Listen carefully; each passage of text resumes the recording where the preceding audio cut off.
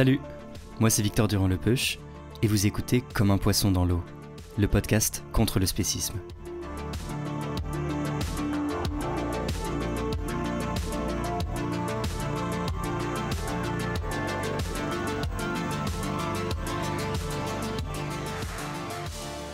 Samedi 26 mars aura lieu la Journée mondiale pour la fin de la pêche, JMFP pour les intimes. C'est une journée consacrée aux animaux aquatiques pour rappeler qu'eux et elles aussi peuvent souffrir, qu'elles sont exploitées et tuées en masse et de façon injuste, tout comme les animaux d'élevage terrestre. Ce sont des animaux méconnus, déconsidérés, parfois méprisés. On les trouve étranges, on a du mal à se projeter en eux, à éprouver de l'empathie. Et tout cela fait que ce sont probablement les plus importantes victimes du spécisme. Alors aujourd'hui, on va essayer de vraiment se sentir comme des poissons, de mieux les connaître, et aussi de regarder en face les conditions de leur oppression. J'ai donc invité dans le podcast Léa Gutmann, chargée de campagne à la JMFP.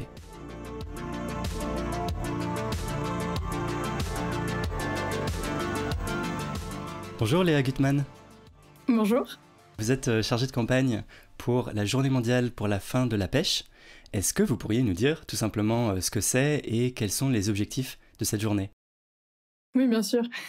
Du coup, la Journée mondiale pour la fin de la pêche, c'est une journée mondiale qui a lieu tous les ans, depuis 2017 en fin mars, le dernier samedi du mois de mars. Et cette journée, elle a pour but de sensibiliser massivement à l'éthologie des animaux aquatiques, à leurs conditions d'élevage, de pêche et d'abattage. Et comme le nom l'indique, demander la fin de tout ça. Et voilà, et c'est aussi demander la prise en compte des intérêts des animaux aquatiques sentients, donc les poissons, les céphalopodes, les crustacés, voilà.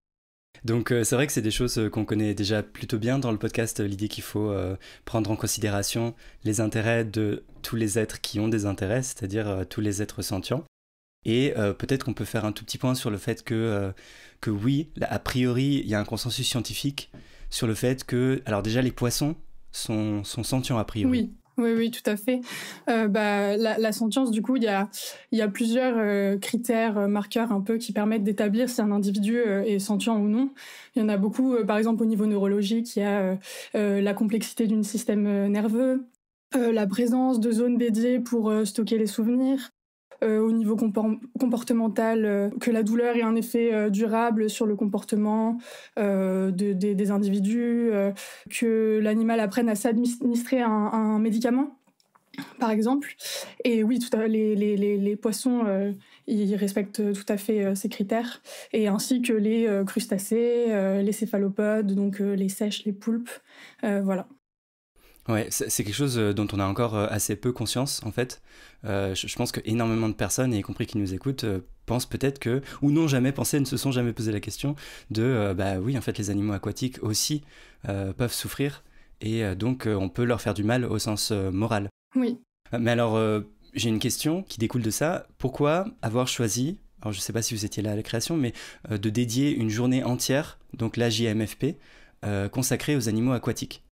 Alors bon, moi j'étais pas là à la création du coup, mais les animaux aquatiques c'est des animaux assez oubliés des luttes pour les animaux, en fait. Même dans cette lutte-là, ils sont assez oubliés. Les gens connaissent peu de choses sur eux, il y a beaucoup moins d'empathie à leur égard. Voilà, les gens pensent encore que c'est des individus qui ne souffrent pas, qui sont un peu, j'ai déjà entendu des êtres un peu stupides, qui errent sans but, etc. Et pourtant, c'est des animaux extrêmement complexes qui souffrent. C'est très important d'avoir beaucoup plus de connaissances sur eux. Oui, en fait, c'est juste par méconnaissance, parce qu'en fait, les connaissances scientifiques sont disponibles sur le fait que, en gros, les animaux aquatiques sont surprenants, incroyables, intelligents, adaptatifs, ils ont une vie sociale, des émotions, des personnalités. Oui, tout à fait. Et c'est juste le but, c'est de vulgariser tout ce qui existe déjà, en fait, c'est ça. Exactement, c'est ça. Et est-ce qu'il y a d'autres raisons au-delà de ça qui font que c'est important de mettre au cœur des luttes et des combats animalistes ou du combat contre le spécisme ces animaux aquatiques ? Oui, du coup, les animaux aquatiques, c'est c'est les animaux qui sont le plus touchés par l'élevage et la pêche, etc. En fait, la pêche et les élevages aquacoles, ça fait des milliers de milliards de victimes tous les ans, donc c'est absolument énorme. Et en gros, les animaux aquatiques, ils constituent 98% du nombre d'animaux qui sont élevés ou capturés puis tués tous les ans, quoi. En comparaison, par exemple, en 2018, on a eu 840 milliards de poissons qui ont été tués, 560 milliards de crustacés et 73 milliards de poulets et 1,5 milliard de cochons. Donc on voit que les ordres de grandeur sont beaucoup plus grands que, par exemple, les animaux terrestres. Ah oui, ça n'a rien à voir. Ouais, c'est même plusieurs ordres de grandeur différents, en fait. Oui, tout à fait, ouais. Et ouais, donc il y a à la fois juste le nombre qui fait que... et à l'inverse, le fait qu'on n'en a pas conscience peut-être aussi, non ? Parce que quand on pense élevage, et même je pense peut-être quand on cherche élevage dans un moteur de recherche, c'est pas un élevage de poissons sur lequel on va tomber, ça va être un élevage de cochons, de poulets, un élevage d'animaux terrestres en fait. Oui, tout à fait. C'est vrai que quand on fait une recherche sur Google Images et qu'on fait élevage, c'est pas du tout sur des fermes aquacoles de poissons ou de crustacés qu'on va tomber. Et pourtant, c'est ça où il y a la majorité des individus. D'accord. Mais alors, qu'est-ce qui fait, peut-être psychologiquement, qu'on a plus de mal, qu'il y a des obstacles à la prise en considération pleine et entière des intérêts des animaux aquatiques ? Pourquoi est-ce que le plus souvent, justement, on les ignore, on les méprise, on a du mal à éprouver de l'empathie envers ces individus ? Je pense que ce qui est assez décisif là-dedans, c'est que c'est des animaux qu'on connaît très peu, dans le sens où on les côtoie pas au quotidien.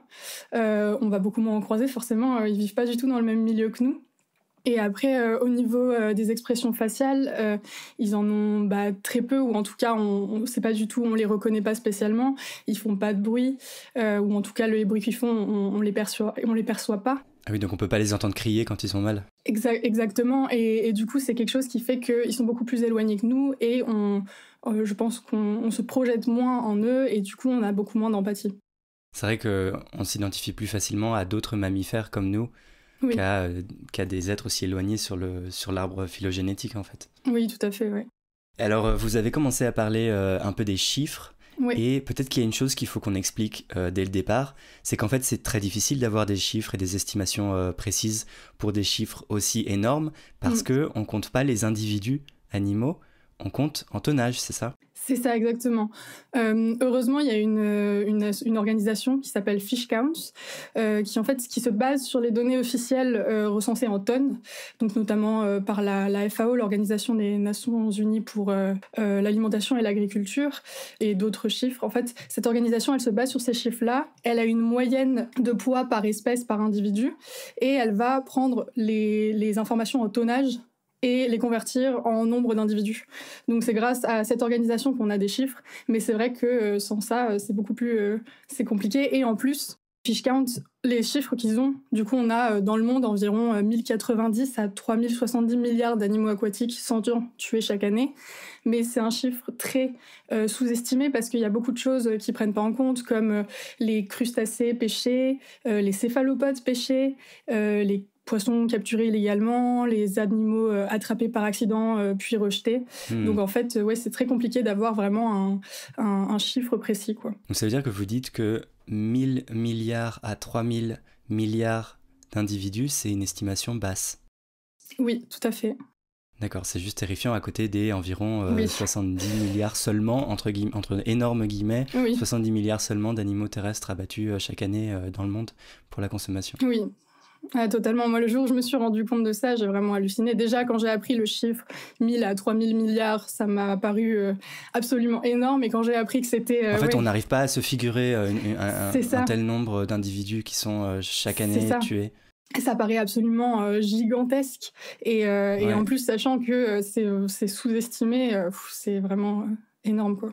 Juste pour se rendre compte, je sais plus qui j'avais entendu dire ça, qui disait que c'est plus que le nombre d'étoiles dans notre galaxie. Donc c'est vraiment un chiffre qu'on n'arrive pas à s'imaginer, mais parce que nos pauvres cerveaux humains en sont pas capables, en fait. Oui, totalement. Je pense qu'on peut dire de façon assez certaine que les animaux aquatiques sont finalement les premières victimes du spécisme. Oui. Et donc déjà en termes de nombre et aussi en termes de négligence totale de leurs intérêts, du fait que c'est les premières victimes et on ne sait pas et on ne se rend pas compte que ce sont les premières victimes et qu'elles sont importantes. Oui, totalement.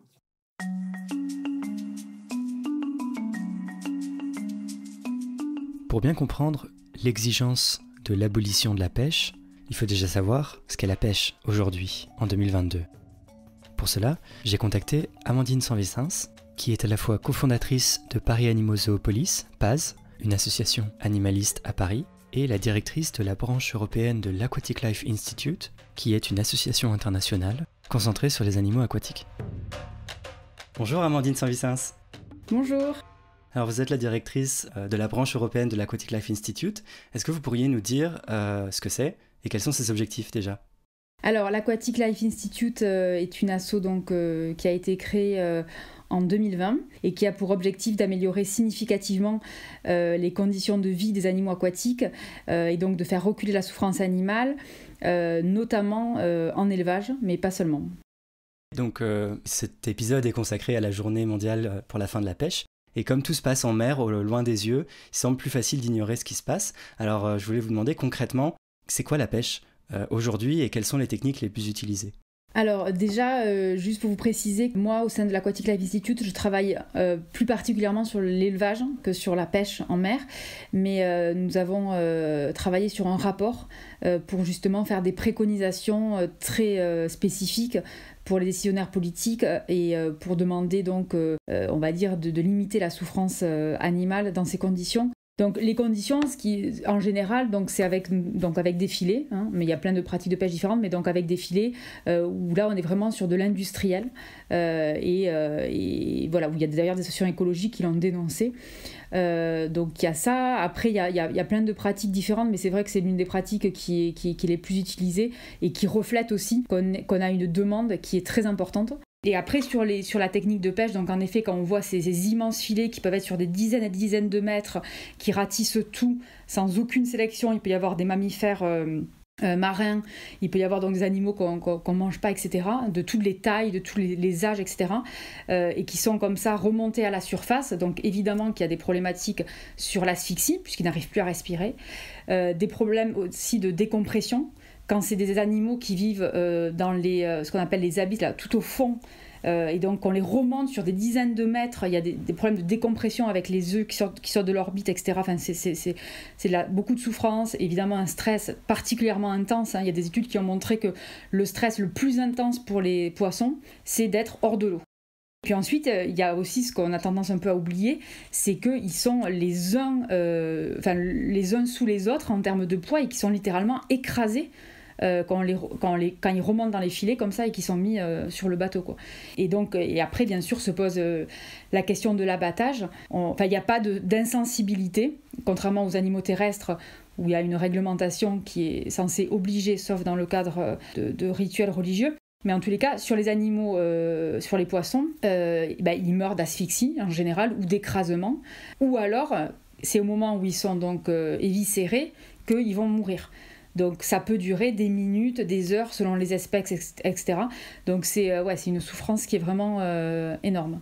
Oui, en fait, on n'y pense pas suffisamment, mais les bateaux de pêche, on peut très bien les décrire comme des abattoirs flottants. Ouais, tout à fait. Ouais, des abattoirs flottants et encore, moi quand je pense à abattoir, on se dit qu'il y a une espèce de protocole où ils sont censés être insensibilisés. Enfin, ça c'est la théorie, mais voilà. Et là, c'est vraiment les considérer comme des objets ou comme des légumes, c'est-à-dire il n'y a rien qui est fait pour limiter leur souffrance dans les faits et dans la réglementation.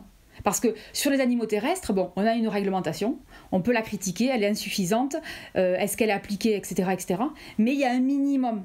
C'est-à-dire qu'on se dit, oui, on a des animaux qui souffrent, et donc il faudrait les insensibiliser, il faudrait qu'ils ne stressent pas trop, il faudrait qu'ils puissent boire, etc. Sur les poissons, il n'y a rien, en fait. Il n'y a aucune réglementation avec des minimums de bien-être, ce qui est appelé par la filière le bien-être animal, mais pour limiter ou pour encadrer. Donc ça, c'est une de nos priorités au sein de l'Aquatic Life Institute, de parvenir à une réglementation donc appelée sur le bien-être animal des animaux aquatiques spécifique aux animaux aquatiques au sein de l'Union européenne. Parce que là, on est à un tournant majeur où la Commission européenne a lancé donc un processus de révision de la législation sur le bien-être animal en élevage. Donc ça arrive tous les 10 ans, et ça dure plusieurs années, avec des séries de consultations, etc., etc. Et donc nous, on se bat pour qu'on arrive à une réglementation spécifique. Alors ça va pas être extrêmement exigeant, mais nous en tout cas on va pousser pour avoir le minimum d'exigence.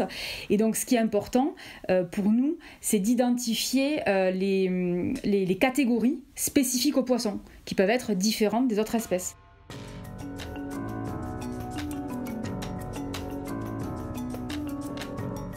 Pour avoir une image encore plus précise de ce qu'est la pêche, j'ai demandé à Léa Gutmann de me décrire une enquête récente sur la pêche au chalut dans la Manche.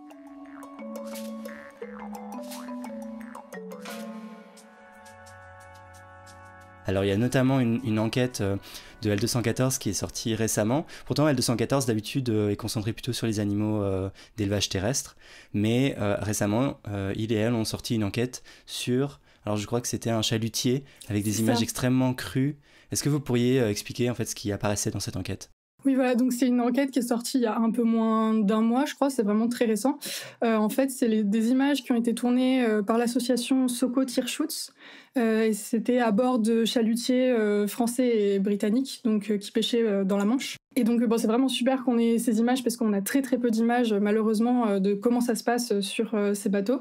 Ah oui, ça faut le dire, une des conséquences du fait qu'on ne prend pas trop en compte leur intérêt et qu'on n'est pas au courant, c'est qu'en fait il y a aussi beaucoup moins d'enquêtes qui sont menées sur les animaux aquatiques et la pêche et l'élevage que sur les élevages terrestres. Oui, totalement. C'est vrai qu'on a beaucoup moins d'images, beaucoup moins de connaissances sur comment ça se passe vraiment sur les bateaux, à part un peu des témoignages ou des choses comme ça, mais c'est beaucoup plus rare. Donc là, c'est vraiment très utile d'avoir des images comme ça. Je conseille vraiment d'aller les voir. Bon, après, les images sont assez insoutenables. Donc, ouais, elles sont difficiles à voir, alors que pourtant, on manque d'empathie envers les animaux aquatiques. Et là, je sais pas, il y a quelque chose qui fait que ces images sont vraiment très, très émouvantes et très choquantes. Oui, totalement. On voit vraiment l'agonie des poissons qui suffoquent sur le bateau. On voit des individus qui sont vraiment piétinés par les personnes qui marchent sur le bateau. Moi, une image qui m'a beaucoup choquée, c'est les araignées de mer. On arrache leurs pinces à vif et après on rejette leur corps totalement mutilé du coup dans l'eau. Donc encore vivant mais sans les pinces, quoi. Donc c'est vraiment affreux. On voit aussi des éviscérations à vif. On découpe vivant et conscient des animaux. Enfin voilà, donc c'est tout ça qu'il y a dans ces images-là. Et ouais. Et c'est assez horrible. Ce qu'on voit, c'est aussi la proportion énorme de ce qu'on appelle les rejets. Oui. Donc en fait, vu que la pêche n'est pas sélective, on drague sur le bateau un nombre immense d'individus poissons pour en rejeter, alors je ne sais pas quelle proportion ça représente, mais une proportion énorme en fait. Oui, totalement. C'est vrai qu'on les rejette tous et ils sont totalement blessés. Et en plus, du coup, ils n'ont quasiment aucune chance de survie. Donc vraiment, en fait, on tue des individus et en plus, entre guillemets, pour rien du tout, parce qu'on les rejette et ils vont mourir dans l'océan, dans la mer. Ouais. Donc c'est ce qui explique en partie que 1000 à 3000 milliards d'individus, c'est une estimation basse. C'est ça. Est-ce qu'elle prend en compte cette proportion de rejets ou pas du tout ? Non, justement, les rejets, ils sont pas comptés, il me semble. Donc ça doit être juste gigantesque en fait. Oui, ouais.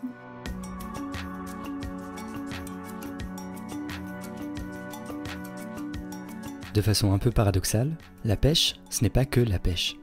Si on voit la pêche comme l'équivalent de la chasse pour les animaux aquatiques, il y a aussi, et de façon croissante, l'élevage des animaux aquatiques. Autrement dit, des fermes aquacoles où sont élevés les animaux aquatiques en grande densité pour répondre à la forte demande.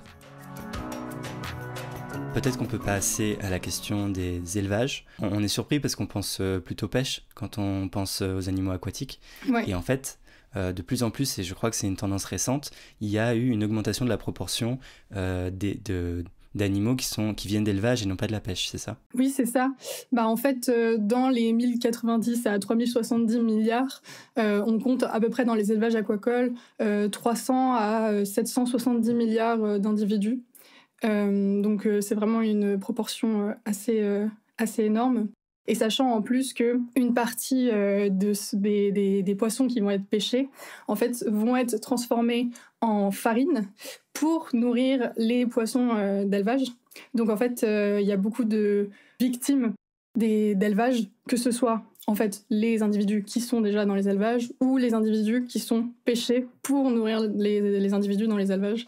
Donc c'est vraiment une proportion énorme. Parce que c'est des poissons carnivores qui sont élevés, qui mangent d'autres poissons comme les saumons et donc qui doivent être nourris par d'autres poissons ou par des farines de poissons, c'est ça? Oui, en fait, par exemple, en moyenne, dans un élevage aquacole, pour un poisson, il sera nourri en moyenne avec 120 petits poissons.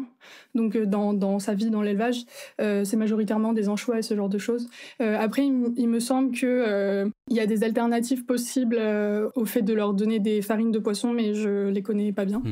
Mais oui, du coup, voilà. D'accord. Donc non seulement on pense plus spontanément à la pêche qu'à l'élevage, mais en plus, on ne pense pas qu'une énorme proportion des poissons pêchés ne sont pas destinés à la consommation humaine. C'est ce qu'on appelle de la pêche minotière, donc une pêche industrielle destinée à l'alimentation d'autres animaux qui seront eux-mêmes mangés. Et c'est une chose qu'a justement tenu à rappeler Amandine Sanvicens, car l'Aquatic Life Institute a produit en mars 2021 un rapport qui chiffre la blue loss, littéralement la perte bleue, c'est-à-dire l'ensemble des poissons pêchés qui ne se retrouvent pas dans l'assiette des consommatrices humaines. Et le rapport estime ce chiffre à 1200 milliards d'individus poissons. Et je souhaite aussi rappeler, parce que ça on a tendance à l'oublier, mais nous on travaille beaucoup là-dessus au sein de l'Aquatic Life Institute, c'est que les poissons pêchés, on a la moitié, alors entre un tiers et la moitié il y a des débats, mais qui sont pêchés pour nourrir les poissons d'élevage.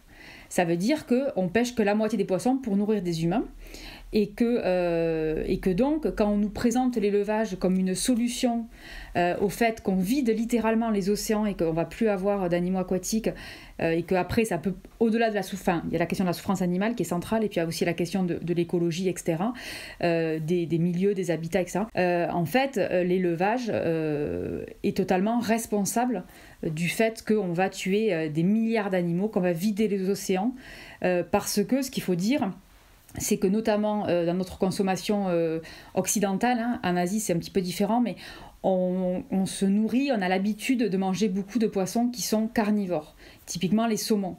Donc c'est des poissons qui vont manger d'autres poissons, et donc ça veut dire qu'il faut en pêcher pour les nourrir. Alors qu'il peut y avoir des poissons qui sont pas carnivores et qui peuvent se nourrir par exemple que d'algues, etc. Donc voilà, c'est juste pour expliquer que je pense que c'est important de dire que tout est lié et qu'il n'y a pas d'un côté la pêche des poissons en mer, etc. et de l'autre côté l'élevage de poissons. C'est complètement imbriqué.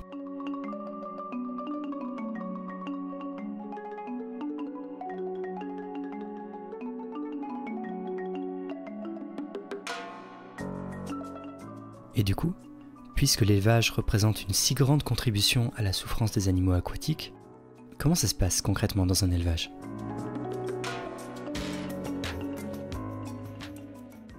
Et alors peut-être rapidement, est-ce qu'on peut passer en revue les différents types d'élevage d'animaux aquatiques qui existent ? Oui. Du coup, globalement, il y a les élevages aquacoles. Il y a 2 types d'élevages aquacoles. Enfin, je pense qu'il y a plusieurs types, mais globalement, il y a les élevages en mer et les élevages sur la terre. Donc, en gros, dans la mer, il y a des cages qui sont faites vraiment dans la mer, et sur la terre, il y a des citernes qui sont créées pour mettre directement les individus dedans. Et après, on élève tout type d'individus, des poissons, mais aussi des crustacés, des crevettes. Et là, en Espagne, va être probablement créé, si on fait rien, le premier élevage de céphalopodes, donc de poulpes. Et alors, peut-être ce qu'il faut expliquer, c'est que quand c'est en citerne sur la terre, c'est nécessairement en fait de l'élevage absolument intensif. Ah oui, totalement. Oui. C'est des animaux qui sont entassés vraiment les uns sur les autres. Les saumons, par exemple, ils sont entassés à environ c'est 50 000 individus par cage de 20 000 mètres cubes. Donc ça fait environ 2 à 3 individus par mètre cube, donc c'est absolument énorme. Et vraiment, c'est des conditions terribles. Genre, dans ces conditions, environ 15% des saumons meurent pendant l'engraissement, et même certains saumons se laissent volontairement mourir. On peut aller jusqu'à 25% de saumons par cage qui se laissent volontairement mourir dans ces conditions, parce que c'est des conditions absolument atroces. Ah oui, donc en fait même psychologiquement pour ces individus, c'est pas tenable en fait. Oui, bah, totalement. L'entassement, vraiment, ça engendre beaucoup de stress, ça engendre aussi de l'agressivité. Donc, il y a beaucoup de blessures qui en résultent. Il y a aussi beaucoup de problèmes de parasites. Donc, par exemple, des poux de mer, c'est des petits parasites qui vont s'accrocher sur les poissons et qui vont les dévorer à vif, en fait. Donc, ça fait des souffrances énormes. Et oui, vraiment, dans ces conditions-là, c'est assez catastrophique. Oui. Bah, c'est vraiment le pire truc au niveau du bien-être, quoi.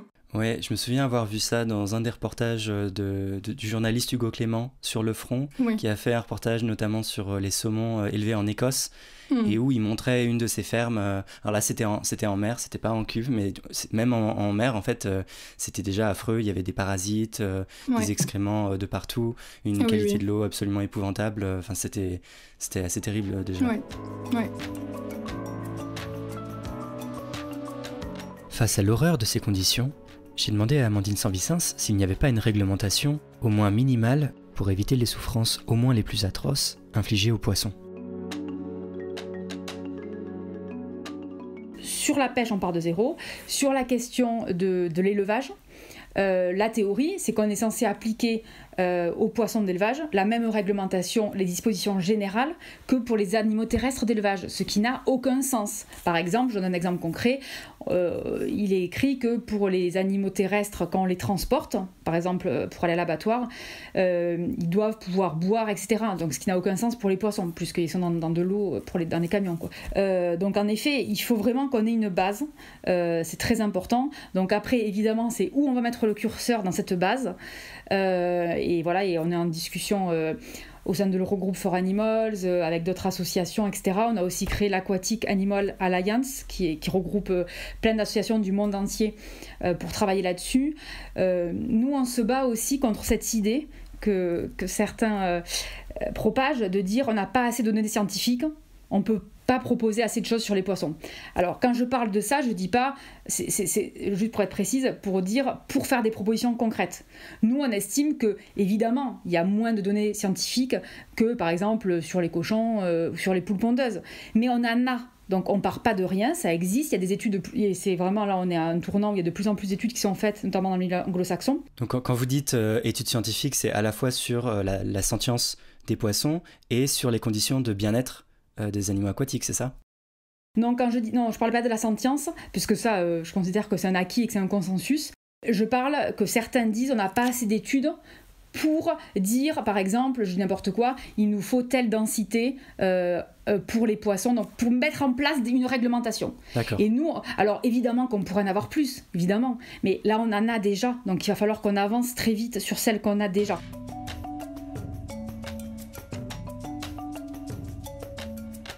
Et quand on croit avoir atteint le summum de l'horreur, eh bien, le monde spéciste trouve encore une façon de nous surprendre.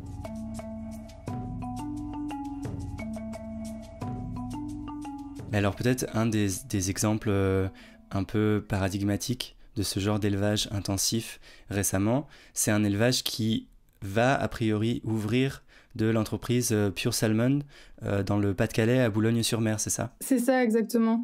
Oui, il prévoit de commencer la mise en marché des saumons qui seront élevés dedans en novembre 2024, donc c'est quand même vraiment dans pas très longtemps. Et oui, c'est ça, il prévoit une production d'environ 10 000 tonnes de saumon par an. Donc 10 000 tonnes de saumon, pour s'en rendre compte, si on fait les calculs, c'est environ entre 1 et 3 millions d'individus. Donc c'est absolument énorme. Ouais. Et ce sera du coup le plus grand élevage aquacole terrestre d'Europe. Voilà, donc là, il y a des essais en plus pour maximiser la densité de l'élevage, c'est-à-dire mettre le plus d'individus dans le moins de place. Dans les tests, je crois que c'est poussé à environ 175 kilos par mètre cube. Donc c'est vraiment énorme, ouais. Sachant qu'un poisson d'élevage fait environ entre 3 et 8 kilos. Donc c'est absolument énorme. Et j'ai appris en faisant du coup mes recherches sur Pure Salmon qu'un autre projet qui est plus récent veut aussi ouvrir un projet d'élevage aquacole de saumon, veut aussi ouvrir à Boulogne encore. Et là, ce sera une production d'environ 8000 tonnes, donc encore énormément d'individus, quoi. Et alors là, à Pure Salmon, c'est encore un nouveau type d'élevage, entre guillemets, avec une nouvelle technologie qui n'est pas vraiment mise au point, qui n'est pas complètement maîtrisée en fait. Oui, c'est ça, c'est l'aquaculture en système recirculé. C'est la technologie, elle s'appelle ORAS, il me semble. Et en gros, c'est un environnement qui est contrôlé par un système informatique. Donc l'eau, elle est constamment filtrée, traitée, oxygénée, pour pouvoir être réinjectée sans risque dans les cuves d'élevage. Et en fait, le problème, c'est que c'est une technologie assez nouvelle que les producteurs et productrices connaissent pas forcément très bien. Et du coup, s'il y a un problème, genre une défaillance technique ou une erreur humaine, les conséquences, elles peuvent être vraiment catastrophiques. Et il y a déjà eu des soucis avec ça. C'est une technologie qui est mise en place dans d'autres pays.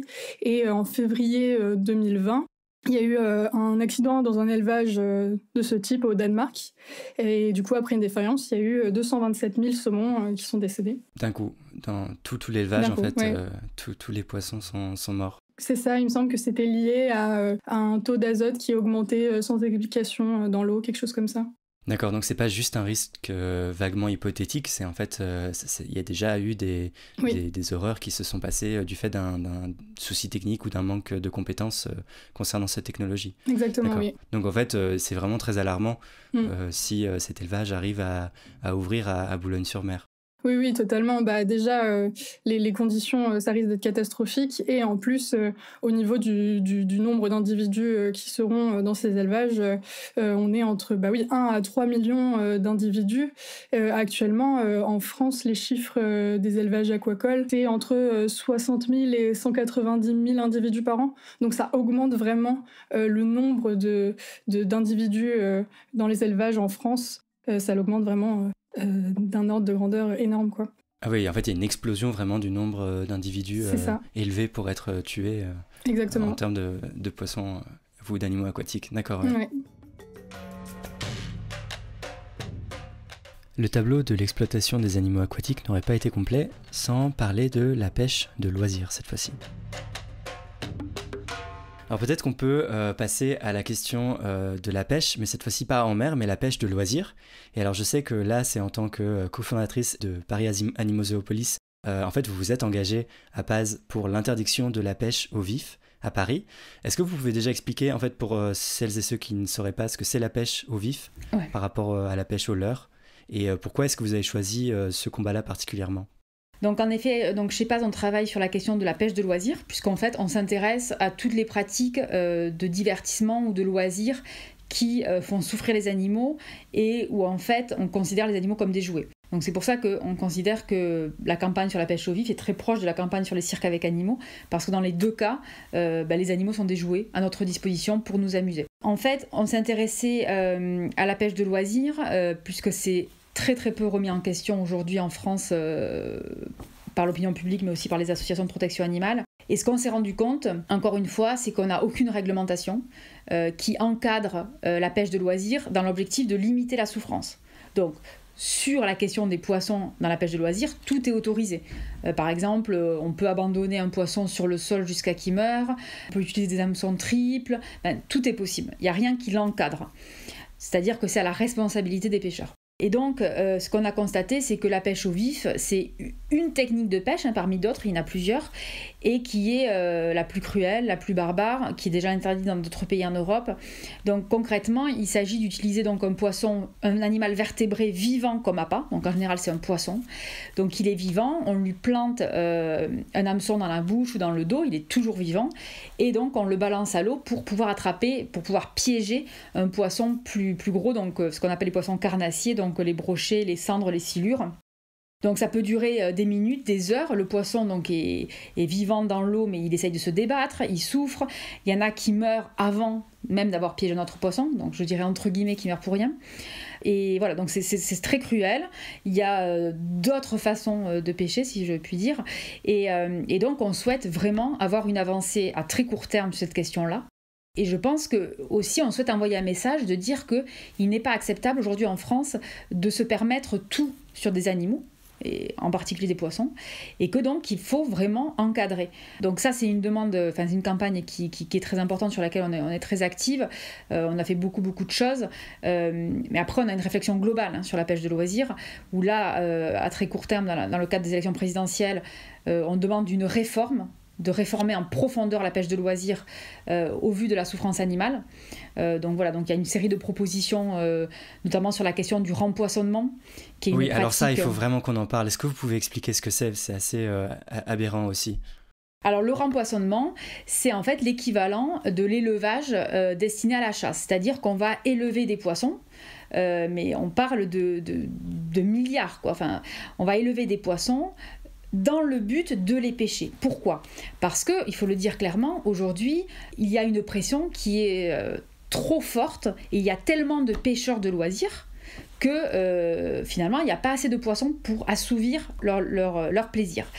Alors, je rajoute aussi qu'à cela va s'ajouter des grosses problématiques de réchauffement climatique qui fait qu'on a des qualités de l'eau, des canicules avec une baisse de l'oxygène, etc., etc. Donc, c'est très, très compliqué pour les poissons. On peut aussi parler des barrages, des petits ou des grands barrages qui font que les poissons, notamment les poissons migrateurs, s'épuisent, peuvent mourir. Enfin, bon, globalement, entre la pêche et les conditions environnementales, c'est très, très compliqué aujourd'hui pour les poissons.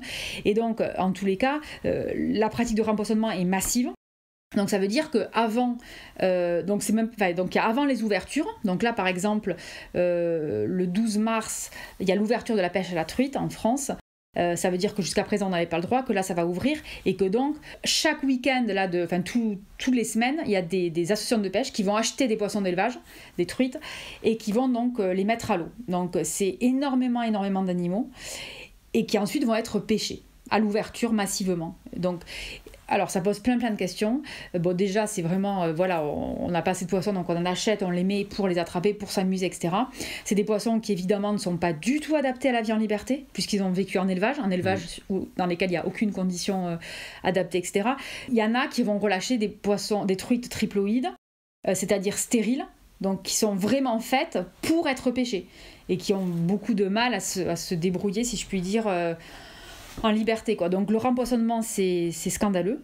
Ça montre aussi que en fait les pêcheurs sont prêts à tout pour pouvoir piéger leurs poissons et qu'en fait ils y vont pour piéger des poissons. C'est-à-dire que s'ils en ont pas, pour le dire simplement, ils sont frustrés, il faut qu'ils en aient, quoi. Donc du coup, les associations de pêche, elles se disent comment on fait s'il n'y a pas assez de poissons, on va pas pouvoir vendre nos cartes de pêche. Donc pour vendre nos cartes de pêche, il faut qu'on leur mette des poissons pour qu'ils puissent s'amuser. Voilà, donc on est vraiment sur du loisir et donc c'est extrêmement problématique. Oui, loisir au sens où là, les individus poissons sont même considérés comme des objets, comme des jouets, complètement. Qu'on lance dans l'eau pour pouvoir les rattraper. Voilà, complètement, c'est ça. Et qui n'ont, sur les truites par exemple, qui n'ont aucune chance de survie. Sur d'autres espèces, ça peut être différent. Alors, il y a aussi une modalité de pêche qui s'appelle la pêche no-kill, donc qui est censée, je dis bien censée, ne pas tuer le poisson, donc juste le pêcher et le relâcher. Est-ce qu'on peut penser que ce type de pêche-là est un peu plus éthique ou moins non éthique, disons ? Alors, la pêche no-kill, donc en effet, c'est l'idée donc, de piéger un poisson. Donc déjà, je vais expliquer ce qu'est la pêche, parce que c'est important, parce qu'en fait, on utilise ce terme et on l'a comme ça en tête, mais je veux juste donner la définition, les étapes. Donc en fait, la pêche, ça consiste d'abord et avant tout à piéger un animal. C'est du piégeage. Pourquoi ? Parce que les pêcheurs ne mettent pas un hameçon seul dans l'eau. Il y a un appât. Donc ça veut dire qu'ils sont piégés. Si on balance un hameçon seul dans l'eau avec une canne à pêche, il n'y a personne qui mord à l'hameçon. D'ailleurs, l'expression mordre à l'hameçon, ça veut dire être piégé. Donc on met un appât. Donc ça peut être un appât synthétique, donc ce qu'on appelle un leurre. Ça peut être ce qu'ils appellent un appât naturel, donc type insecte, ou donc des poissons morts ou vivants. Voilà. Et puis après, il y a aussi le fait de jeter de la nourriture dans l'eau pour les attirer. Bon, c'est d'autres méthodes de pêche, mais peu importe. Donc en tout cas, il y a un appât. Donc ensuite, le poisson se fait piéger. Il mord à l'hameçon, donc il est blessé. Il est blessé physiquement. Ensuite, il est extrait brutalement de son milieu. Donc ça provoque un stress intense, en plus de la souffrance, une panique. Après, il n'arrive plus à respirer, donc puisqu'il n'est pas dans son milieu. Et là, il est manipulé par le pêcheur. Là aussi, selon l'expérience, selon, je sais pas moi, le niveau, on va dire, d'éveil du pêcheur, ça peut être extrêmement brutal, puisque je rappelle que les poissons ont un mucus protecteur, qui est une espèce de barrière qui les protège des virus, en termes de système immunitaire, etc. Donc, selon comment il est manipulé, où il est manipulé, ça peut être extrêmement grave. Il y a le temps, combien de temps il est hors de l'eau. Ensuite, en général, ils sont pris en photo. Pour l'exhiber auprès de son entourage. Comme trophée, et ensuite, fait. Voilà, comme trophée, exactement. Et ensuite, il est relâché à l'eau. Voilà. Donc ça, c'est toutes les étapes. Bon, ce qu'on constate, et on a lu plusieurs études là-dessus, c'est que y a des grands risques évidemment qu'après la pêche no-kill, le poisson meurt, soit dans les heures qui suivent, soit dans les jours qui suivent, pour plein de raisons. Par exemple, il n'arrive pas à se nourrir parce qu'il est blessé, parce que ça s'infecte, etc., etc. Et en fait, à chacune de ces étapes que j'ai décrites, selon comment c'est géré par le pêcheur, donc c'est extrêmement aléatoire, les chances de survie peuvent chuter. Donc donc évidemment que la pêche no-kill, le nom est très mauvais parce qu'en fait ça peut être de la pêche qui tue. Et après oui, un point important, et c'est là où on voit l'absurdité, c'est que ça peut être de la pêche no-kill au vif. Voilà, ça il faut bien le voir. Et c'est typiquement le cas pour les silures, donc qui sont des grands poissons qui ont été introduits, qui en général sont plutôt dans le nord, en Russie, tout ça. Donc c'est des énormes poissons qui se mangent entre eux, etc., qui sont carnassiers, donc que beaucoup de pêcheurs adorent combattre, etc., pour savoir qui a le plus gros silure, est-ce qu'il fait 2 mètres, 3 mètres, 10 mètres, et après on l'envoie à la presse en montrant qu'on a le plus gros, etc. Et ça, c'est des poissons qui se mangent pas, et qui sont pas appréciés par les Français en tout cas, et qui sont en général pêchés avec des vifs. Donc ça veut dire qu'on va sacrifier la vie d'un animal pour en piéger un, pour une photo, mais après pour le relâcher. Donc voilà, c'est très compliqué. Et d'un point de vue éthique, nous on considère que la pêche no-kill véhicule une vision des poissons extrêmement déplorable, parce que c'est pour moi la pratique de la pêche qui montre que c'est des jouets, puisque on les attrape vraiment pour s'amuser. Oui, il peut pas y avoir l'excuse on les attrape pour les manger en fait. Exactement, c'est exactement ça. Alors après, pour être tout à fait honnête, nous on discute avec beaucoup de pêcheurs, je reconnais tout à fait que les pêcheurs no-kill, c'est la catégorie des pêcheurs qui est peut-être, alors je vais pas tout généraliser parce que je pense que c'est très très hétéroclite, et qu'en plus la pêche c'est dans 50% des cas un loisir plutôt solitaire, et donc il n'y a aucune formation, donc il y a autant de pêcheurs, il y a autant de pratiques que de pêcheurs, etc. Mais bon, pour avoir discuté avec beaucoup de pêcheurs no-kill, c'est plutôt des pêcheurs qui veulent, en tout cas, qui croient faire attention, etc., qui veulent vraiment que le poisson survive, mais pas pour le poisson, pour pouvoir le repêcher le lendemain, pour pouvoir le laisser pour le prochain pêcheur. C'est ça aussi, c'est ce discours-là de dire, nous on le relâche pour pouvoir s'amuser plus tard.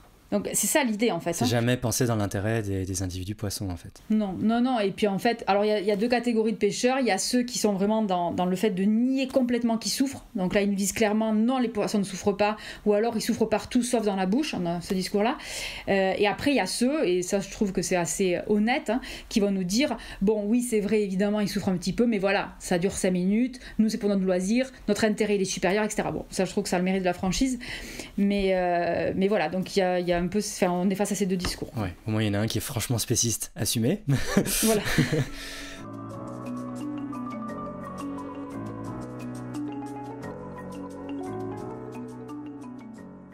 Alors peut-être pour finir sur la journée mondiale pour la fin de la pêche, est-ce qu'il y a...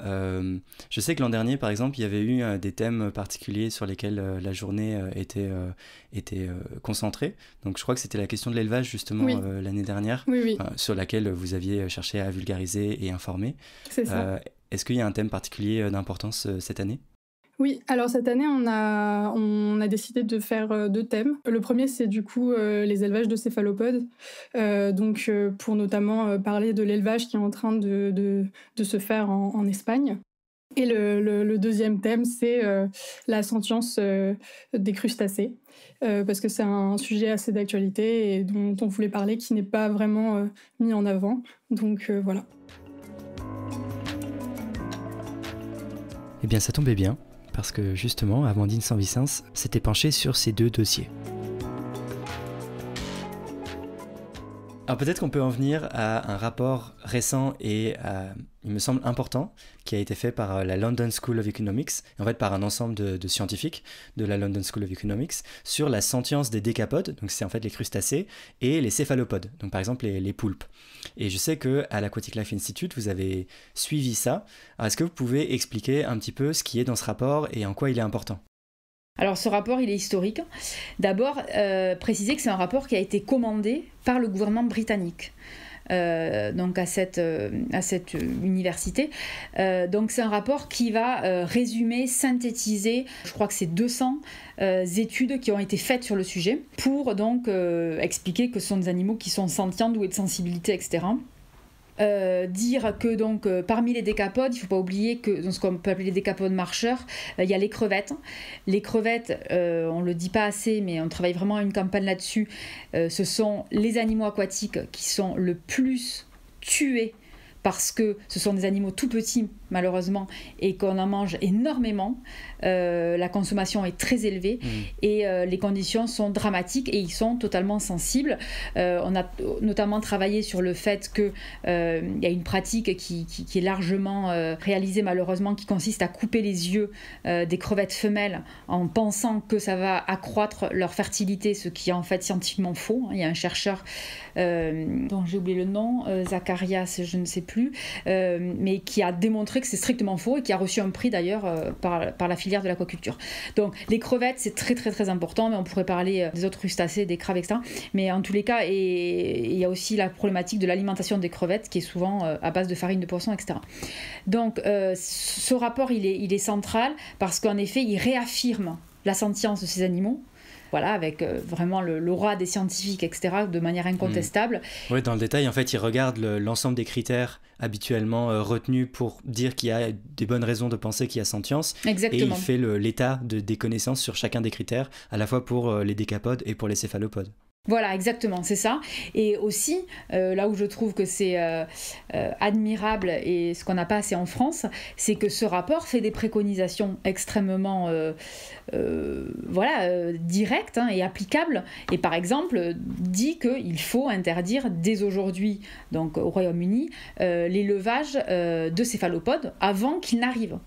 Voilà, alors que moi je vais le dire assez directement, mais en France on a des chercheurs qui sont spécialistes des céphalopodes et qui ne tiendront jamais ce discours-là. Et je trouve que c'est assez décevant parce que j'estime que le rôle des scientifiques, c'est à un moment donné de prendre position, basé sur la science. Enfin, je veux dire, la déclaration de Cambridge, c'est encore quelque chose qui a été fait au Royaume-Uni.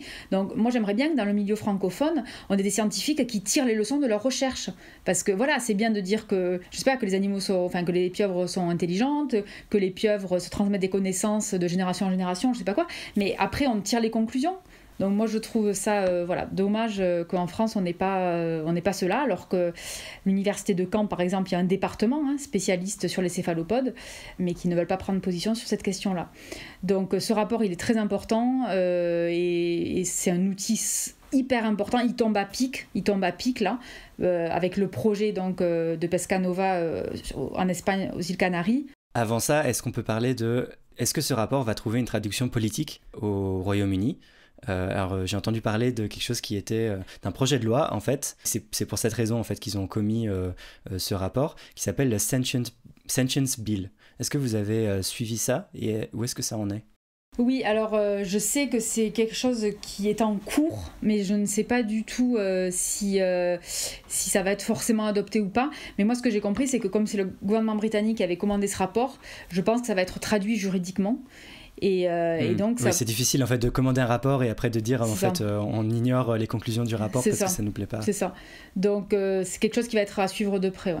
D'accord. Et ça a des conséquences très concrètes en fait sur par exemple les homards, on peut les tuer en les jetant dans de l'eau bouillante. Voilà. Et c'est une pratique qui est, s'ils sont sentients, ce qui semble être le cas du coup, c'est une pratique affreuse et cruelle du coup. Ouais, donc ça, l'ébouillantage vivant, en effet, c'est déjà interdit en Suisse. Ouais. Il y a quelques années. Donc en fait, ce qu'ils préconisent, c'est une sorte de machine qui permet donc d'atteindre le système nerveux central pour les tuer avant l'ébouillantage. Donc ça a été fait en Suisse. Sans doute que ça va être fait au Royaume-Uni. Et d'ailleurs, j'étais à l'initiative d'une question écrite qui avait été déposée suite à la décision en Suisse. On avait rebondi dessus à l'Assemblée nationale, je ne m'en souviens plus quel député avait accepté de déposer une question écrite. Mais bon, voilà, aujourd'hui, c'est pas encore à l'ordre du jour en France. Mais on avait aussi sensibilisé les chefs étoilés cuisiniers en leur demandant ce qu'ils en pensaient, etc. Il y en avait un ou deux qui avaient répondu qu'ils les tuaient avant de les ébouillanter. Voilà. Après, il y a vraiment la problématique de la technique, hein. C'est-à-dire que, d'après ce que j'ai compris au vu du rapport suisse, il faut avoir une machine, c'est-à-dire que seul, avec un couteau, on a des chances de rater, quoi. Donc c'est pas non plus, voilà, quoi. Donc c'est compliqué. Mais en tous les cas, oui, ça va être à suivre de près de voir les traductions juridiques de ce rapport. Mais je pense qu'en tout cas pour nous, militantes et militants, ça va être un outil très très important, qu'il faut qu'on le diffuse. Le plus largement possible. Et nous, on s'est basé dessus pour répondre à la consultation de la Commission européenne. Ouais, c'est vrai que c'est déjà historique en fait qu'un gouvernement ait ne serait-ce qu'un projet de loi sur la question de la sentience de quels individus, quels animaux, quelles espèces sont effectivement sentientes. On ne semble pas encore en être là en France, du moins. Alors, il y a une autre conséquence de ce rapport possible, c'est sur la question des fermes à poulpes. Alors, vous avez signé une tribune dans Le Monde en date du 5 mars avec la députée européenne Caroline Rose, dans laquelle vous utilisez des termes vraiment très forts. Vous dites que c'est l'une des pires abominations que l'élevage industriel ait jamais produite. Oui. Alors cette tribune, donc on l'a faite parce que donc ça s'inscrit dans notre campagne, hein, puisqu'on a aussi fait une conférence qu'on a organisée avec Caroline Rose, avec notamment une chercheuse de la London School of Economics et aussi l'association CIWF Compassion, qui a fait un rapport qui s'appelle l'élevage intensif de pieuvres, la recette d'un désastre, qui est aussi qui est traduit en français. Et donc en fait, en effet, on a voulu marquer le coup, pour plusieurs choses. Déjà parce qu'en effet, donc il y a un projet qui est assez sérieux de Pescanova, qui est une multinationale d'élevage d'animaux aquatiques, qui est assez avancé, qui devrait voir le jour aux îles Canaries, qui serait le premier élevage au monde de pieuvres.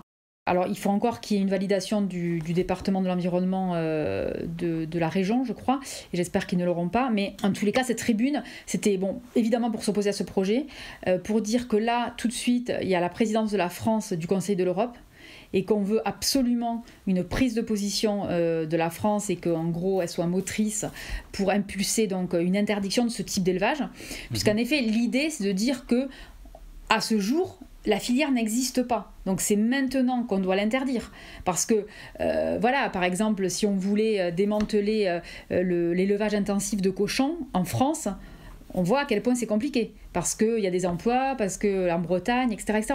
Donc, là, il s'agit juste de ne pas développer une nouvelle filière dont on n'a pas vraiment besoin, en fait. Exactement, c'est exactement ça. Et qu'en fait, c'est à ce stade-là qu'on aurait le moins de lobby en face, si je puis dire, puisque pour le moment, ils n'ont pas d'intérêt direct. Donc c'était ça l'objet de cette tribune. Encore une fois, ça s'inscrit dans le fait qu'on est dans la révision de la législation européenne sur le bien-être animal, qui... en théorie, dans le champ, dans le spectre législatif, n'inclut pas les invertébrés. Donc en théorie, dans cette révision, les céphalopodes ne seraient pas intégrés. En tous les cas, nous, on a choisi et on a encouragé tous les assos à l'inclure dans leurs commentaires, en disant qu'il fallait absolument interdire ce type d'élevage de céphalopodes. Et donc voilà, donc on l'a mis dans tous les commentaires de la Commission européenne. Donc voilà, et puis en parallèle, il y a des mobilisations. Là, le 8 avril, il y a une journée internationale à l'initiative donc, du PACMA, qui est un parti espagnol, qui est le parti animaliste espagnol, qui est très ancien et qui se bat contre cet élevage localement. Et juste expliquer aussi que la création de ce type d'élevage, c'est pas comme ça là par hasard en fait. C'est juste parce qu'aujourd'hui, on a une consommation qui explose, en lien avec le fait qu'on a de moins en moins de poissons à pêcher, donc une chute, si je puis dire, entre guillemets, du stock, et que du coup, il y a un déplacement sur une autre espèce. Donc donc on voit en fait qu'on est sur une réaction en chaîne qui génère énormément de souffrance, qui tue énormément d'animaux, et que la seule solution durable, c'est une réduction drastique, voire ne plus en consommer. Mais c'est ça la solution. Parce que donc Pescanova évidemment présente l'élevage comme la solution au fait qu'il y aurait de moins en moins de pieuvres à pêcher. Mais évidemment que non, puisque en plus c'est des animaux carnivores, donc ça veut dire pêcher énormément d'animaux pour pouvoir les nourrir. De nouveau, oui, comme les saumons en fait, même problème. Voilà, exactement, c'est ça. Et là, je dirais que le pire, c'est que ces animaux qui sont solitaires. Donc là, il va y avoir des vrais problèmes, parce que... Alors là, oui, c'est une des 8 raisons. Donc vous avez parlé du CIWF, donc le Compassion, qui a sorti un petit fascicule en disant il y a 8 bonnes raisons, excellentes raisons de stopper le développement de l'élevage de pieuvres qui serait un désastre. Et la première de ces raisons, c'est que c'est des animaux solitaires qui n'ont pas envie de vivre regroupés ensemble. Voilà. C'est ça. Et qui peuvent être extrêmement agressifs entre eux, se blesser, et donc ça va être énormément de stress, donc c'est un vrai problème, quoi. Et j'ajoute aussi que c'est des animaux qui donc bien sûr qui n'ont pas de squelette et qui peuvent se blesser très facilement sur les parois, etc. Et voilà, donc c'est aussi une des raisons. Concrètement, qu'est-ce qui se passe du coup pour la Journée mondiale pour la fin de la pêche cette année ? Est-ce qu'il y a des événements marquants ? Où est-ce que ça se passe en fait ? Parce qu'il faut peut-être rappeler que c'est un événement international. Oui, c'est ça. Alors cette année, on a déjà des actions annoncées dans une quinzaine de pays. Donc, pour l'instant, il n'y a pas encore toutes les actions qui sont annoncées, mais c'est vraiment, on a pas mal d'organisations qui sont déjà intéressées de participer. Donc on a plusieurs types d'actions, il y a des conférences en ligne, des actions en ligne, des manifestations de rue, des happenings, de la sensibilisation, du tractage, enfin voilà, il y a beaucoup de choses. Et en France, ça se passe dans vraiment beaucoup de villes, il y a des actions prévues à Paris, à Montpellier, à Strasbourg, à Rennes, enfin je ne vais pas toutes les citer, mais voilà, beaucoup de choses sont prévues, donc c'est vraiment super. D'accord, donc si les auditeuristes ont envie de participer ou d'être informés sur les événements, ils peuvent tout simplement se rendre sur le site, j'imagine, de la Journée mondiale pour la fin de la pêche. Oui, c'est ça. Sur notre site, on a un agenda global où tout est recensé. Et voilà, il y a toutes les actions recensées par ville, par pays. Et vous pouvez juste cliquer et regarder qu'est-ce qu'il y a, à quel endroit, et vous y rendre. Super, de toute façon je mettrai ce site en description parce que en plus Super. d'avoir l'agenda, vous avez beaucoup de rubriques qui justement sont très informatives, vous renvoyez vers plein de ressources sur la connaissance des animaux aquatiques, sur l'explication des objectifs de la JMFP, de l'abolition de la pêche, de l'abolition de l'élevage. C'est vraiment extrêmement intéressant, il y a des conférences. C'est super bien et super bien fait, donc je mettrai ce lien dans la description et comme ça les auditeuristes pourront retrouver ça et aller explorer. Ah super. Oui, du coup on essaye vraiment de créer du contenu, de aussi mettre du contenu qui n'est pas à nous, mais de renvoyer à d'autres contenus pour en fait faire connaître au mieux les animaux aquatiques, parce qu'on pense vraiment que la prise en compte de leur intérêt va passer par la connaissance sur eux, sur leur comportement, sur les conditions dans lesquelles ils sont élevés et tués. Donc on essaye au maximum de faire du contenu. Est-ce que vous arrivez à évaluer si depuis 2017 il y a déjà eu un changement dans la prise en considération des animaux aquatiques ? Peut-être pas à l'échelle de la population générale, mais peut-être à l'échelle des personnes qui sont activement engagées pour la lutte contre le spécisme et le combat animaliste. Alors, j'ai l'impression, en tout cas, moi, personnellement, que oui. Il y a de plus en plus d'actions qui sont faites. Par exemple, même au niveau de la Journée mondiale pour la fin de la pêche, l'année dernière, on a vraiment atteint un record de participation. On a eu 163 actions qui ont été réalisées par 115 organisations dans 34 pays. Donc c'est vraiment énorme, donc il y a beaucoup plus d'intérêt pour ça. Et en ayant discuté avec toutes ces associations, elles m'ont dit qu'elles trouvaient que c'était un sujet important, qu'elles n'en parlaient pas assez, qu'elles comptaient en parler de plus en plus. Et j'ai l'impression que ça a été fait. Il y a eu plus d'actions pour les animaux aquatiques. En ce moment, il y a plusieurs associations qui font des pétitions contre certains élevages, contre la pêche au chalut, par exemple, L214, tout ça. Donc j'ai l'impression que c'est quelque chose qui commence à, notamment dans le milieu animaliste, vraiment avoir beaucoup plus d'intérêt. Super, j'espère que ça va prendre cette direction-là et ça va la continuer dans les années à venir.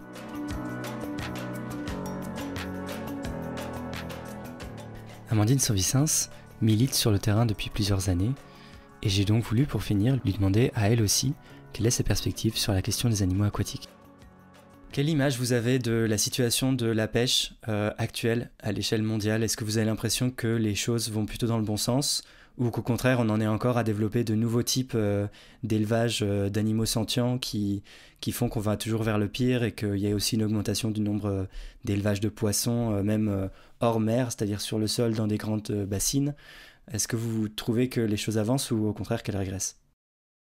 Alors il y a deux choses en parallèle. Il y a d'un côté le fait que aujourd'hui, alors on est quand même au tout début, mais aujourd'hui le mouvement international pour la cause animale s'intéresse de plus en plus aux animaux aquatiques, à l'élevage, à la pêche, etc. Il y a une expertise qui est vraiment en train de se créer, qui est solide et voilà, avec des vraies revendications où on connaît le sujet, etc. Donc ça, c'est positif. On a aussi, à l'Aquatic Life Institute, participé au groupe de travail sur l'aquaculture avec la FAO, donc avec l'ONU, donc c'était par région, donc il y avait l'Asie, l'Europe, etc. Où là, on a pu pousser pour qu'il y ait une ligne sur la souffrance animale. Donc bon, on voit qu'il y a des choses qui sont mises en place. Donc ça, c'est le début, c'est important. Et voilà, c'est lent, mais voilà. Et en parallèle, on a clairement une explosion de l'élevage de poissons. C'est massif, quoi. C'est énorme. À la fois parce que la consommation augmente et à la fois parce que la pêche devient de plus en plus difficile à cause de la pêche intensive, à cause de plein de problématiques. Et donc, il y a comme ça un déplacement sur l'élevage qui est dramatique. Et là, et par exemple, en France, on est un des pays d'Europe où il y a, par rapport aux pays d'Europe, on est un des pays où il y a le moins d'élevage de poissons. Mais on a eu là une série d'autorisations sur des élevages races, donc en eau recirculée ultra intensifs de saumon, qui multiplie notre production, je crois, par 3, 4, enfin bon, dans le nord de la France, et où là, c'est vraiment très, très inquiétant, quoi. Et donc, par contre, en France, donc, on élève peu par rapport à notre consommation. Par contre, là où on est les champions d'Europe, c'est sur les écloseries, c'est-à-dire qu'on fait naître avec les œufs et les alevins, etc., et après, on les exporte. Et donc, la question qui devrait se poser stratégiquement, si on s'intéresse uniquement à la France, c'est de dire, est-ce qu'on devrait pousser très rapidement sur des conditions de réglementation spécifiques aux écloseries, parce qu'en fait c'est ça que nous on fait beaucoup en France. Donc par exemple prendre des poissons, les presser pour les œufs, etc. Enfin, bon. Donc voilà, donc ça c'est une des questions. Enfin, globalement le constat est assez sombre, parce qu'il y a un développement qui est énorme, que nous mouvements on est là, mais on est quand même assez loin derrière, quoi, hein, par rapport à la vitesse à laquelle ça avance, quoi, parce que là ça avance énormément. Donc il y a beaucoup de choses comme ça sur lesquelles il faut arriver à réfléchir, mais je pense que là on a une grosse opportunité sur la révision de la législation de l'Union européenne, et que là il faut arriver à avancer pour aussi montrer l'exemple et faire boule de neige. Oui, les avancées, elles sont rares, mais quand elles arrivent, c'est plus souvent, disons, de l'Union européenne que de la France directement, non ? Alors ça, c'est tout à fait juste sur la question de l'élevage, en général. C'est complètement le cas, ou même, je parle de l'élevage, mais en fait on pourrait parler aussi de la chasse, oui, en général, en effet, ou le transport aussi, on voit que l'Union européenne est motrice, et qu'en tous les cas la France n'a jamais été précurseur en termes de législation sur un sujet précis, la condition animale. Et je pense que si le Royaume-Uni avance sur la question des crustacés et des céphalopodes, ça pourrait entraîner d'autres pays. Bon, on va essayer de rester sur cette note positive et de se dire que de plus en plus d'associations et de personnes sont sensibilisées à la question des animaux aquatiques et de l'importance que ça a dans le combat pour les animaux, pour la cause animale et contre le spécisme.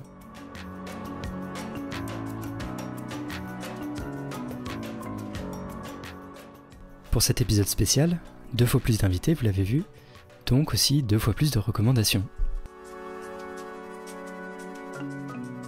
Alors, en plus de toutes les ressources que vous pourrez retrouver donc sur le site de la Journée mondiale pour la fin de la pêche, est-ce que vous avez, à titre personnel, Léa Gutmann, 3 recommandations pour les auditeuristes ? Oui, alors, j'ai du coup 2 livres à recommander, déjà. Le premier, c'est le livre de vulgarisation, donc « À quoi pensent les poissons » de Jonathan Balcombe. Donc c'est vraiment un livre de vulgarisation d'éthologie sur les poissons, et je pense que si on a envie de connaître vraiment ces individus, c'est vraiment le livre à lire. Il est plein d'informations très intéressantes. Le deuxième, c'est une BD, c'est un peu plus sur un ton humoristique. Donc c'est Les paupières des poissons de Fanny Vaucher et Sébastien Moreau. Donc voilà, c'est une BD qui parle des animaux aquatiques, qui raconte plein d'anecdotes dessus, donc c'est vraiment super, je recommande aussi. Et ma troisième recommandation, c'est une chaîne YouTube. Il y a des vidéos sur les animaux aquatiques, mais pas que, c'est sur plein d'animaux. C'est la chaîne Cervelle d'oiseau, donc réalisé par Sébastien Moreau.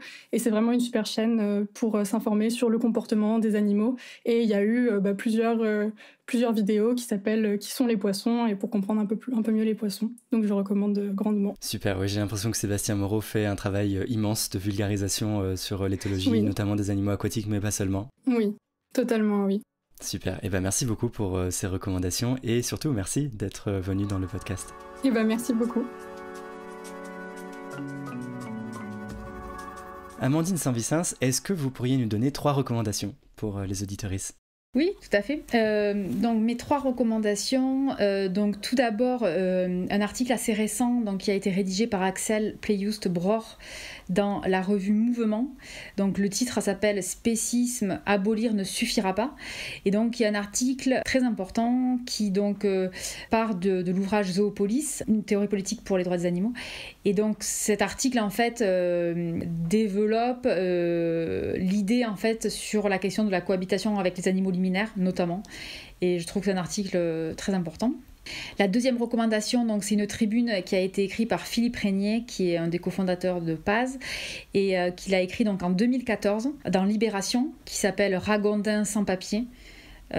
Qui est une tribune aussi importante. Et puis la dernière recommandation, c'est un texte de Florence Burga, donc la philosophe, qui a été écrit en 2016, qui s'appelle « Portons un coup au plaisir carnivore ».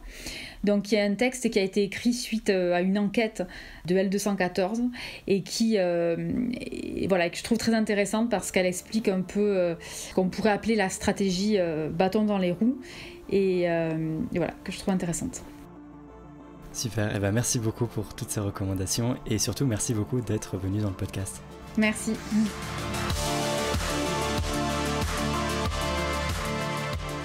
Être comme un poisson dans l'eau, ça veut dire se sentir à l'aise, être dans son élément. Or la pêche, c'est l'exact inverse pour les poissons. C'est les sortir de l'eau violemment, les faire souffrir, les exploiter, puis les tuer et les manger. Alors, sortons vite la tête de l'eau du spécisme et laissons les poissons dans l'eau.